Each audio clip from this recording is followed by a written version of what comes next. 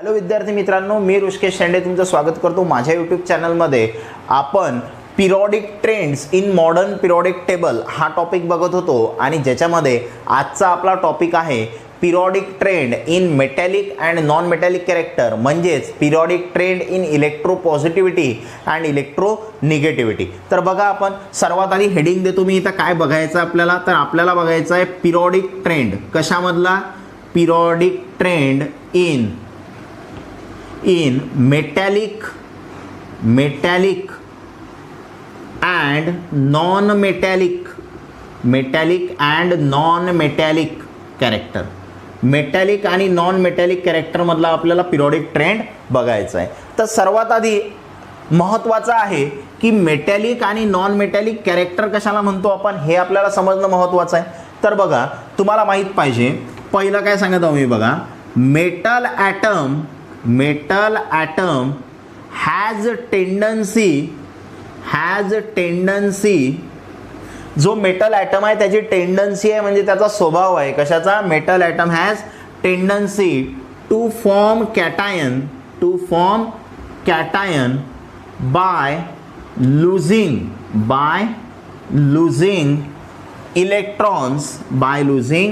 Electrons. काय सांगितलं आपण? Metal atom has tendency to form cation by losing electrons. This tendency is called as electropositivity is the metallic character of the element. बघा काय सांगितलं आपण, definition थोडी मोठी आहे पण सोपी आहे. मेटल ॲटम हॅज टेंडन्सी, मेटलची टेंडन्सी असते. काय टेंडन्सी असते? टू फॉर्म कॅटायन तयार करायचं आहे त्याला बाय लुझिंग इलेक्ट्रॉन्स. तर सर्वात आधी महत्त्वाचं आहे कॅटायन कशाला म्हणतो आपण. तर कॅटायन म्हणजे काय, तर ज्याच्यावरती पॉझिटिव्ह चार्ज असते त्याला आपण कॅटायन म्हणतो. कॅटायन म्हणजे काय, ज्याच्यावरती काय असते, पॉझिटिव्ह चार्ज असते त्याला काय म्हणतो आपण, कॅटायन म्हणतो.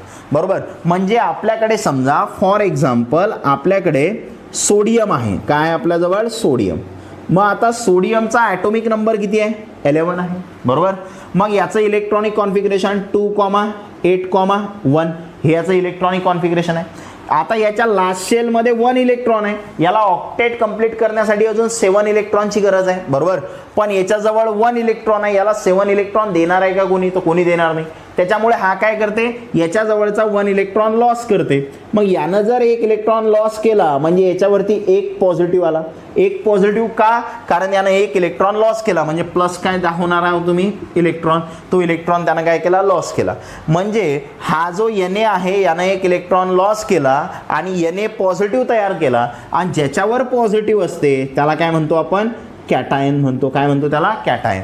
मग आता हा Na काय करत आहे, इलेक्ट्रॉन लॉस करत आहे आणि कॅटायन तयार करत आहे. याचाच अर्थ हा Na काय झाला, तर हा Na आहे मेटल, याला म्हणणार आपण मेटल ॲटम. हा झाला metal item.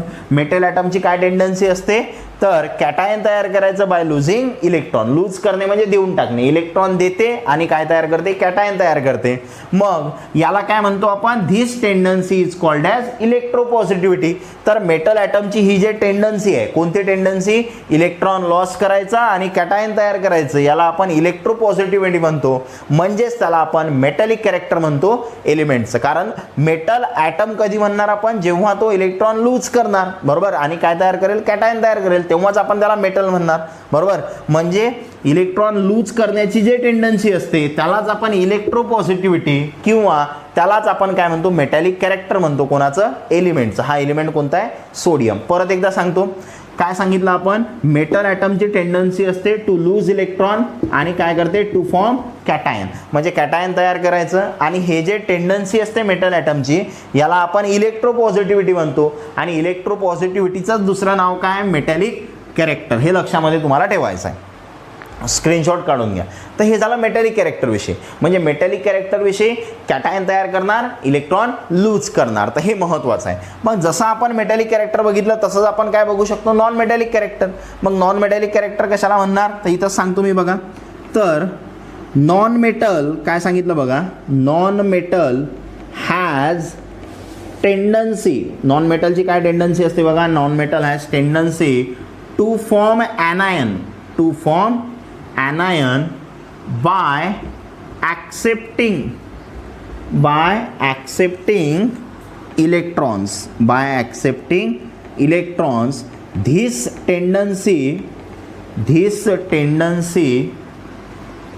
is called as electronegativity. Electronegativity is the non-metallic character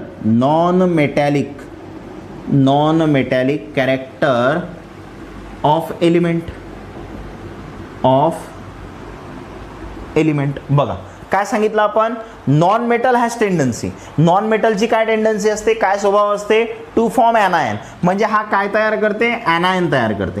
आता anion तयार करते याचा अर्थ काय, तर anion म्हणजे ज्याच्यावरती निगेटिव्ह चार्ज असते त्याला काय म्हणतो आपण, anion. म्हणजे हा anion तयार करते कशा पद्धतीनं, bye accepting electron,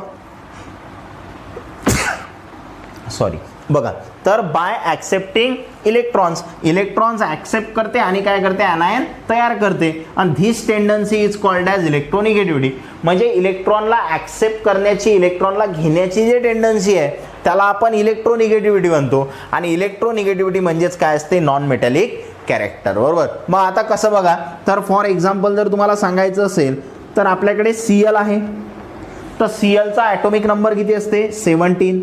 electronic configuration काय असते, 2,8,7. मग याच्या लास्ट शेलमध्ये किती इलेक्ट्रॉन आहे, 7 इलेक्ट्रॉन आहे. म्हणजे याला 1 इलेक्ट्रॉनची गरज आहे कशासाठी, ऑक्टेट कंप्लीट करण्यासाठी. मग हा काय करते, 1 इलेक्ट्रॉन ॲक्सेप्ट करते.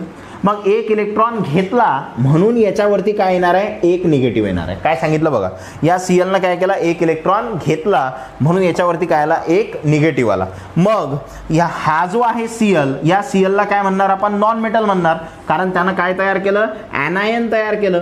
anion म्हणजे काय, ज्याच्यावर निगेटिव्ह चार्ज असते त्याला काय म्हणतो आपण, anion. आणि कशा पद्धतीनं, तर यानं इलेक्ट्रॉन ॲक्सेप्ट केला आणि anion तयार केलं. म्हणजे non metal has tendency to form anion, म्हणजे नॉन मेटलची काय टेंडन्सी असते, anion तयार करायचं.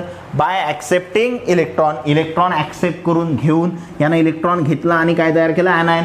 आणि हे जे टेंडन्सी आहे यालाच काय म्हणतो आपण, इलेक्ट्रोनिगेटिव्हिटी, इलेक्ट्रॉन घेण्याची टेंडन्सी म्हणजे काय, इलेक्ट्रोनिगेटिव्हिटी. आणि त्यालाच काय म्हणतो आपण, नॉन मेटॅलिक कॅरेक्टर ऑफ एलिमेंटचं नॉन मेटॅलिक कॅरेक्टर. स्क्रीनशॉट काढून घ्या. मग आता आपल्याला या मेटॅलिक आणि नॉन मेटॅलिक कॅरेक्टरचं काय बघायचं आहे, पिरियडिक ट्रेंड बघायचं आहे. म्हणजे पिरियडिक टेबलमध्ये जर तुम्ही टॉप टू बॉटम आले किंवा पिरियडिक टेबलमध्ये जर तुम्ही लेफ्ट टू राईट गेले तर तिथं काय चेंजेस होतात ते आपल्याला बघायचं आहे. तर बघा आता कशा पद्धतीनं बघणार आपण. सर्वात आधी काय करणार आपण पहा, तर इन अ ग्रुप पाहू आपण. कशामध्ये, in a group. In a group म्हणजेच आपण जाणार आहोत top to bottom. Top to bottom, top to bottom म्हणा किंवा त्यालाच म्हणा down the group. Down the group म्हणजे ग्रुपमध्ये तुम्ही डाऊन येणारा, म्हणजे काय, ग्रुपमध्ये खाली खाली येणारा म्हणजे टॉप टू बॉटम येणारा, बरोबर. तर काय होणार आहे बघा, जर तुम्ही एक्झाम्पल सांगायचं झालं तुम्हाला याचं, तर काय सांगणार आपण, तर जसं आपल्याकडे ग्रुप 1 आहे. आता ग्रुप 1 मधले एलिमेंट कोणकोणते आहेत ते आपल्याला माहिती आहे. ट्रिक सांगितली होती मी, काय होती, ह, ली, ना, करे, रफसे, फर्याद आहे ना. तर पुढचे काही लिहित नाही, 4 लिहितो मी इथं. तर याचा ॲटॉमिक नंबर किती आहे, 1. याचा ॲटॉमिक नंबर किती आहे, 3. NA चा ॲटॉमिक नंबर 11. पोटॅशियमचा ॲटॉमिक नंबर 19. हे झाले यांचे ॲटॉमिक नंबर. यांचं जर इलेक्ट्रॉनिक कॉन्फिगरेशन काढलं तर काय होईल, याचा किती येणार, 1. 3 आहे म्हणजे काय येणार, 2,1 झाले 3. 11 आहे म्हणजे 2,8,1 झाले 11. याचं काढलं तर बघा काय येणार, 2,8,8,1 बरोबर, 2,8,8,1. हे इलेक्ट्रॉनिक कॉन्फिगरेशन झालं पोटॅशियमचं. मग हे स्ट्रक्चर जर तुम्ही ड्रॉ केलं तर काय दिसते तुम्हाला बघा. हायड्रोजनसाठी जर काढलं तर हे एक शेल, लिथियमसाठी जर काढलं तर हे एक शेल, हे दुसरी शेल, सोडियमसाठी जर काढलं तर न्यूक्लियस, पहिली शेल, दुसरी शेल, तिसरी शेल, आणि पोटॅशियमसाठी काढलं इकडे समोर काढतो काय होणार, न्यूक्लियस पहिली शेल, दुसरी शेल, तिसरी शेल, चौथी शेल, बरोबर असं येणार आहे. तर हा जो आहे याच्याजवळ किती इलेक्ट्रॉन आहे? 1 इलेक्ट्रॉन आहे. याच्याजवळ पहिल्या शेलमध्ये 2 आहेत, नंतर किती आहे? 1 आहे. याच्याजवळ पहिल्या शेलमध्ये 2, नंतर 8 आणि नंतर तिसऱ्या शेलमध्ये किती आहे? 1. याच्याजवळ किती आहे बा? पहिल्या शेलमध्ये 2, दुसऱ्यामध्ये 8, तिसऱ्यामध्ये 8 आणि चौथ्यामध्ये किती आहे? 1. मग आपण हे काढलं इथं टॉप टू बॉटम आलो आपण. तर बघा टॉप टू बॉटम आलं तुम्हाला काय दिसून आलं? When we move from top to bottom in a periodic table किंवा इन अ ग्रुप, आपण काय झालो? टॉप टू बॉटम मूव्ह झालो. तर काय दिसत आहे आपल्याला? A new shell is added each time. प्रत्येक वेळेस काय होतं? एक नवीन शेल ॲड होत आहे. याच्याजवळ शेल किती आहे? 1. याच्याजवळ शेल किती झाल्या? 2. याच्याजवळ शेल किती झाल्या? 3. याच्याजवळ शेल किती झाल्या? 4. म्हणजे काय होत आहे? When we move from top to bottom in a group a new shell is added each time. प्रत्येक वेळेस काय होतं? एक नवीन शेल ॲड होत आहे. मग last electron enters in this new shell, आणि जो शेवटचा इलेक्ट्रॉन आहे तो कुठे एंटर होत आहे? न्यू शेलमध्ये एंटर होत आहे. याचाच अर्थ काय? The distance between nucleus and outermost electron, increases. बघा हे डिस्टन्स काय हो राहिलं? इन्क्रीज हो राहिलं. आणि डिस्टन्स जर इन्क्रीज झालं तर त्यांच्यामधलं जे अट्रॅक्शन आहे ते अट्रॅक्शन काय झालं? कमी झालं. बघा दोन गोष्टीमधलं डिस्टन्स वाढलं तर अट्रॅक्शन काय होत असते? कमी होत असते. जसं तुमचे काही जवळचे नातेवाईक आहेत, काही दूरचे नातेवाईक आहेत. जवळचे नातेवाईक असले तर अट्रॅक्शन जास्त आहे तुम्हाला त्यांच्याविषयी, आणि दूरचे नातेवाईक असले तर त्यांच्याविषयी तुम्हाला अट्रॅक्शन कमी आहे. मग इथं पण तसंच आहे. हा न्यूक्लियस आहे समजा, हा इलेक्ट्रॉन त्याचा नातेवाईक आहे, बरोबर. मग हा जवळ आहे म्हणजे याच्याविषयी अट्रॅक्शन जास्त आहे. दूर गेला अट्रॅक्शन कमी झालं. आणखी दूर गेला अट्रॅक्शन कमी झालं. आणखी दूर गेला अट्रॅक्शन कमी झालं. म्हणजेच काय? तर जसं आपण टॉप टू बॉटम येतो, जे न्यूक्लियस आणि आउटरमोस्ट इलेक्ट्रॉन आहे याच्यामधलं डिस्टन्स इन्क्रीज होते म्हणून अट्रॅक्शन कमी होते. मग अट्रॅक्शन कमी झालं म्हणजे इलेक्ट्रॉन लूज करण्याची टेंडन्सी काय झाली? वाढली. कारण दूर आहे, तो दूर आहे तर गेला तरी फरक पडत नाही, बरोबर. हा दूरचा नातेवाईक आहे असं म्हणणार आपण, बरोबर. तो गेला तरी आपल्याला काही फरक पडत नाही, असंच आहे. तर काय सांगितलं आपण? तर जेव्हा आपण टॉप टू बॉटम आलो, एक नवीन शेल ॲड झाली, electron enters in new shell. प्रत्येक वेळेस तो नवीन शेलमध्ये जाणार, बरोबर. आणि त्याच्यासोबतच distance between nucleus and outermost electron increases. Nucleus आणि आउटरमोस्ट इलेक्ट्रॉनला डिस्टन्स वाढलं, hence tendency to lose electron increases. Distance वाढलं म्हणजे इलेक्ट्रॉन देण्याची टेंडन्सी काय झाली? वाढली. आणि इलेक्ट्रॉन देण्याची टेंडन्सी म्हणजेच असते मेटॅलिक कॅरेक्टर. म्हणजे इलेक्ट्रॉन देण्याची टेंडन्सी वाढली म्हणजे मेटॅलिक कॅरेक्टर काय झालं? वाढलं. Hence metallic character increases. Metallic character आणि मेटॅलिक कॅरेक्टर म्हणजेच काय? तर मेटॅलिक कॅरेक्टर म्हणजेच असते इलेक्ट्रोपॉझिटिव्हिटी. यालाच काय म्हणतो आपण? इलेक्ट्रोपॉझिटिव्हिटी. तर हे काय झाली? हे इन्क्रीज झाली, इन्क्रीजेस. मेटॅलिक कॅरेक्टर म्हणजेच electropositivity increases. Top to bottom in a group महत्त्वाचं आहे आपल्यासाठी, स्क्रीनशॉट काढून घ्या. मग हे बेसिक सांगितलं मी तुम्हाला कशासाठी? टॉप टू बॉटम जर आलो आपण किंवा डाऊन द ग्रुप आलो, कशामध्ये? ग्रुपमध्ये, तर मेटॅलिक कॅरेक्टर इन्क्रीज होते. का इन्क्रीज होते त्याचं रिझन मी तुम्हाला सांगितलं. मग जसं आपण टॉप टू बॉटम बघितलं तसंच आपण लेफ्ट टू राईट पण बघू शकतो पिरियॉडिक टेबलमध्ये. म्हणजेच आता आपण दुसरा जो पार्ट बघणार आहोत तो आहे लेफ्ट टू राईट काय होते ते आपल्याला सांगायचं आहे. आणि ते लेफ्ट टू राईट जे सांगत असतो आपण ते कशामध्ये सांगत असतो? पिरियडमध्ये सांगत असतो. म्हणजे काय होणार बघा, तर इथं लिहितो मी इन अ पिरियड. आणि पिरियड म्हटलं म्हणजे काय येणार? From left to right. काय म्हणणार आपण? From left to right. लेफ्टकडून राईटकडे जेव्हा आपण पिरियडमध्ये जाणार तेव्हा काय होते बघा. सर्वात आधी आपण काही एलिमेंट्स घेऊ पिरियडमधले एलिमेंट्स. म्हणजे फॉर एक्झाम्पल समजा मी घेतला Li ज्याचा ॲटोमिक नंबर 3 आहे. Liच्या नंतर असते आपल्याकडे Be ज्याचा ॲटोमिक नंबर 4 आहे. त्याच्यानंतर आहे आपल्याजवळ B ज्याचा ॲटोमिक नंबर 5 आहे. नंतर आहे C त्याचा ॲटोमिक नंबर 6. नंतर आहे N त्याचा ॲटोमिक नंबर 7. असं कंटिन्यू पुढे, बरोबर. मग असे काही एलिमेंट्स घेतले, यांचं इलेक्ट्रॉनिक कॉन्फिगरेशन काढलं तर काय होईल पहा. याचं इलेक्ट्रॉनिक कॉन्फिगरेशन 2,1 झाले 3. याचं पहिल्या शेलमध्ये 2 राहिले 2,2. पहिल्या शेलमध्ये 2 राहिले 3 म्हणजे 2,3. याचं पहिल्या शेलमध्ये 2 राहिले किती? 4 म्हणजे 2,4. इथं पहिल्या शेलमध्ये 2 राहिले किती 5 म्हणजे 2,5 हे झालं यांचं इलेक्ट्रॉनिक कॉन्फिगरेशन. मग आता काय दिसत आहे तुम्हाला, तर यांचं स्ट्रक्चर जर काढलं तुम्ही तर याच्यामध्ये 2 शेल आहेत, 2 शेल आहेत, 2 शेल आहेत, 2 शेल आहेत, 2 शेल आहेत, म्हणजे शेल ज्या आहेत त्या सेम आहेत. पण ॲटोमिक नंबर बघा एक एक न वाढत आहे, बरोबर. 3 चा 4 झाला, 4 चा 5 झाला, 5 चा 6 झाला, 6 चा 7 झाला, बरोबर. म्हणजे atomic number when we move from left to right in a period atomic number increases 1 by 1. आणि ॲटोमिक नंबर जर एक एक न वाढत आहे याचाच अर्थ जो न्यूक्लियसवरचा चार्ज असते तो पण एका युनिटनं वाढत आहे, बरोबर. 1 by 1 तो पण काय उराला वाढू राहिला. कसं बघा, समजा इथं न्यूक्लियस आहे आणि इथं 2 शेल आहेत, तर हे झाली समजा पहिली शेल आणि हे झाली समजा दुसरी शेल. पहिल्या शेलमध्ये 2 इलेक्ट्रॉन आहेत आणि दुसऱ्या शेलमध्ये 1 इलेक्ट्रॉन आहे. आणि हा न्यूक्लियस आहे, मग न्यूक्लियसवरती किती चार्ज आहे इथं, तर याचा ॲटोमिक नंबर 3 आहे. ॲटोमिक नंबर 3 आहे म्हणजे याच्याजवळ 3 प्रोटॉन्स आहेत आणि प्रोटॉनवरती पॉझिटिव्ह चार्ज असते, म्हणजे न्यूक्लियसमध्ये प्रोटॉन्स असतात, म्हणजे या न्यूक्लियसवर किती चार्ज आहे +3. आणि हा +3 चार्ज काय करत आहे, या इलेक्ट्रॉनला स्वतःकडे खेचत आहे, बरोबर. या केसमध्ये जर बघितलं तुम्ही तर हा न्यूक्लियस, हे पहिली शेल, हे दुसरी शेल. आता याच्यामध्ये जर बघितलं तुम्ही तर परत काय दिसते तुम्हाला, तर इथं 2 इलेक्ट्रॉन आहेत आणि इथं पण किती इलेक्ट्रॉन आहेत, 2 इलेक्ट्रॉन. हे 2 इलेक्ट्रॉन दाखवले आणि याचा ॲटोमिक नंबर 4 आहे, म्हणजे या न्यूक्लियसवर चार्ज किती आहे +4. मग हे +4 चार्ज काय करत आहे, इलेक्ट्रॉनला स्वतःकडे खेचत आहे. या केसमध्ये बघितलं तर काय होईल बघा, तिसऱ्या केसमध्ये हा न्यूक्लियस, हे पहिली शेल, बरोबर, त्यानंतर हे दुसरी शेल. आता याच्यामध्ये बघितलं तर परत याच्यामध्ये 2 इलेक्ट्रॉन आहेत आणि या शेलमध्ये 3 इलेक्ट्रॉन आहेत, 1 2 3 इलेक्ट्रॉन. मग आता बघा, तर इथं याचा ॲटोमिक नंबर 5 आहे, म्हणजे न्यूक्लियसवरती +5 चार्ज आहे. मग हा +5 चार्ज काय करत आहे, इलेक्ट्रॉनला स्वतःकडे खेचत आहे, बरोबर. म्हणजे काय, इथं इलेक्ट्रॉनला खेचणारे 3 जण आहेत, इथं इलेक्ट्रॉनला खेचणारे 4 जण आहेत आणि इथं इलेक्ट्रॉनला खेचणारे 5 जण आहेत, बरोबर. म्हणजेच काय, तर होऊन काय राहिलं, जेव्हा तुम्ही लेफ्ट टू राईट चालले तेव्हा atomic number increases 1 by 1. At the same time charge on nucleus increases by 1 unit. बघा, न्यूक्लियसवरचा चार्ज पण 1 युनिटनं वाढत आहे, +3 चा +4 झाला, +4 चा +5 झाला, बरोबर. हे तुमच्या लक्षामध्ये आलं.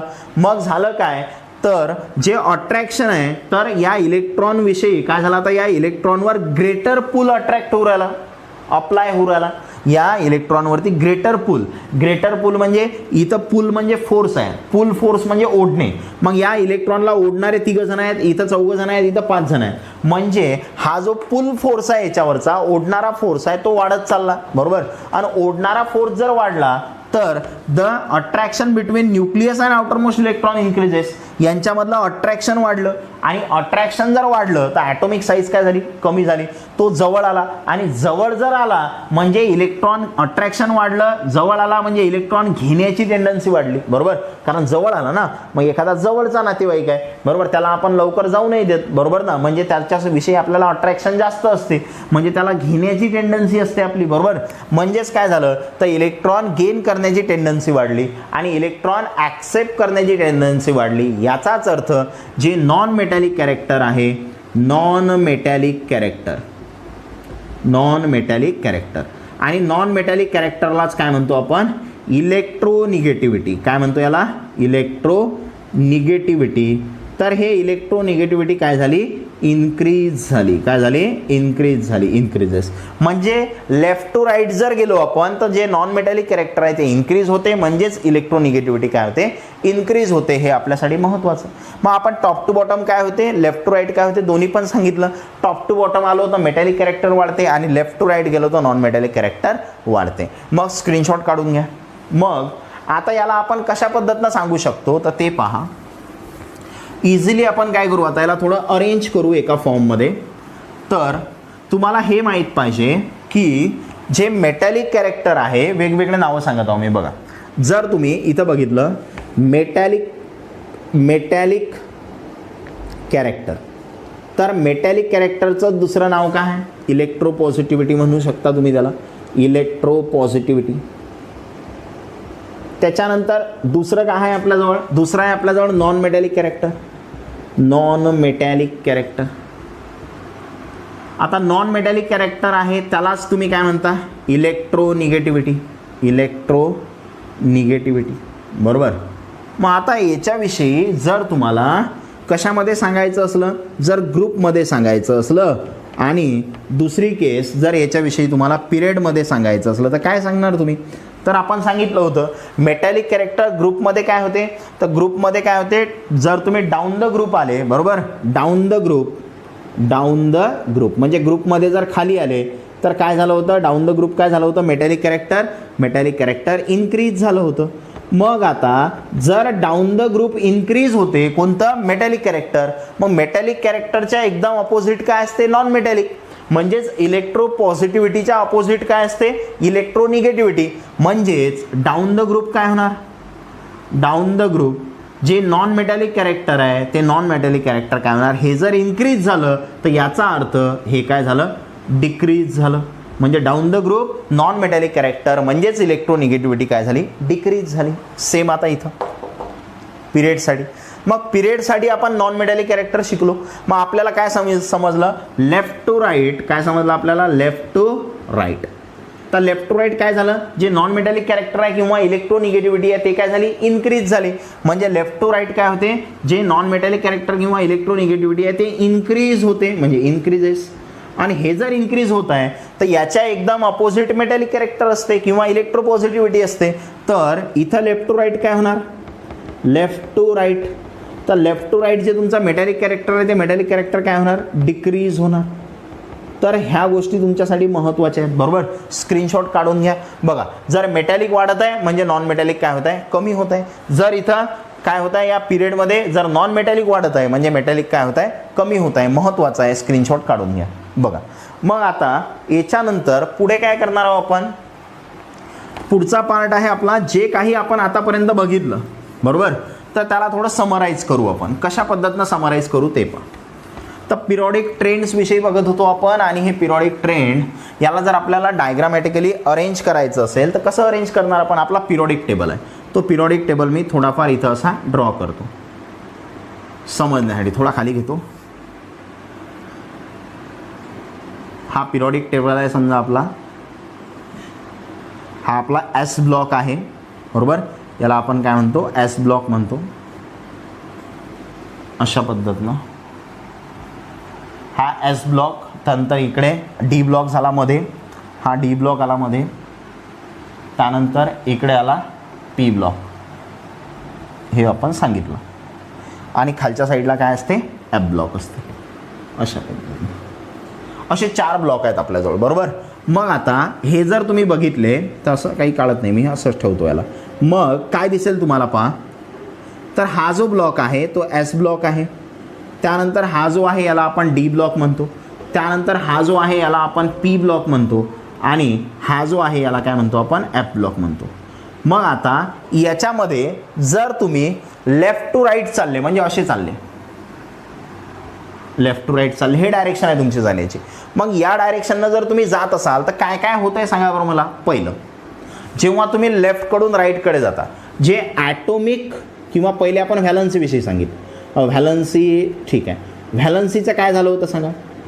तर व्हॅलन्सी काय झाली होती, इन्क्रीजेस, व्हॅलन्सी इन्क्रीजेस फ्रॉम, कशी इन्क्रीज झाली होती व्हॅलन्सी, इन्क्रीजेस फ्रॉम 1 to 4.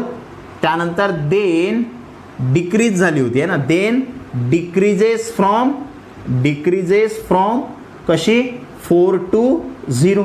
हे आपण बघितलं होतं, व्हॅलन्सीविषयी असं झालं होतं. त्यानंतर दुसरं बघितलं आपण ॲटोमिक रेडियस. तर ॲटोमिक रेडियसविषयी काय झालं होतं, किंवा ॲटोमिक साईज म्हणा तुम्ही, ॲटोमिक रेडियस किंवा ॲटोमिक साईज. तर काय झाली होती जर तुम्ही असे गेले तर, बरोबर. जर तुम्ही लेफ्टकडून राईटकडे गेले तर हे काय झाली होती, डिक्रीज झाली होती. ॲटोमिक साईज काय झाली होती, डिक्रीज. मग तिसरा आपण काय बघितलं, तर आपण बघितलं नॉन मेटॅलिक कॅरेक्टर, बरोबर. काय बघितलं आपण, नॉन मेटॅलिक कॅरेक्टर किंवा तुम्हीच त्याला काय म्हणा, इलेक्ट्रोनिगेटिव्हिटी. तर हे इलेक्ट्रोनिगेटिव्हिटी काय झाली होती, तर हे इन्क्रीज झाली होती. इलेक्ट्रोनिगेटिव्हिटी काय झाली, इन्क्रीजेस, बरोबर. आणि चौथं ते इथं लिहितो मी, आता खाली जागा नाही म्हणून. चौथं आता मेटॅलिक कॅरेक्टरविषयी काय झालं इथं, मेटॅलिक कॅरेक्टर. आणि मेटॅलिक कॅरेक्टरलाच काय म्हणतो आपण, इलेक्ट्रो इलेक्ट्रो पॉझिटिव्हिटी. तर हे काय झाली होती, जेव्हा तुम्ही लेफ्टकडून राईटकडे गेले तेव्हा तर इलेक्ट्रो पॉझिटिव्हिटी काय झाली होती, डिक्रीज झाली होती. मग हे आपण डायग्रामॅटिकली एक्सप्लेन केलं इथं पिरियॉडिक ट्रेंड. बरोबर. सेम आता जर तुम्ही टॉप टू बॉटम आले म्हणजे असं आले, वरून खाली आले, अशा पद्धतीनं खाली येता तुम्ही. आणि जर वरून खाली येत असाल तर सर्वात आधी पहिलं जे तुमची व्हॅलन्सी आहे ते व्हॅलन्सी काय होती, सेम होती, ते बदलली नाही. व्हॅलन्सी काय होती, सेम होती. दुसरं तुमची जे ॲटोमिक रेडियस आहे ते ॲटोमिक रेडियस काय झाली, ॲटोमिक रेडियस किंवा त्याला म्हणतो आपण साईज, तर हे काय झाली होती, इन्क्रीज झाली होती. म्हणजे काय म्हटलं आपण, इन्क्रीजेस. बरोबर. ॲटोमिक रेडियस किंवा ॲटोमिक साईज जे आहे ते इन्क्रीज झाली होती. त्यानंतर तिसरं आहे आपल्याकडे मेटॅलिक कॅरेक्टर किंवा आधी बघू आपण non metallic character. Non metallic म्हणा किंवा त्यालाच काय म्हणतो आपण, इलेक्ट्रोनिगेटिव्हिटी. तर इलेक्ट्रोनिगेटिव्हिटी काय झाली होती इथं, तर हे डिक्रीज झाली होती. काय झाली होती, डिक्रीज झाली होती, म्हणजे डिक्रीजेस. आणि चौथा पॉईंट तो मी इथं लिहितो. चौथा पॉईंट आहे मेटॅलिक कॅरेक्टर किंवा त्यालाच म्हणतो आपण इलेक्ट्रो पॉझिटिव्हिटी. तर हे जे इलेक्ट्रो पॉझिटिव्हिटी आहे हे काय झाली होती, इन्क्रीज झाली होती टॉप टू बॉटम. बरोबर. म्हणजे आपण काय केलं इथं, समराईज केलं, जे काही आपण शिकलो त्याला आपण एका चार्टमध्ये समराईज केलं. तर स्क्रीनशॉट काढून घ्या.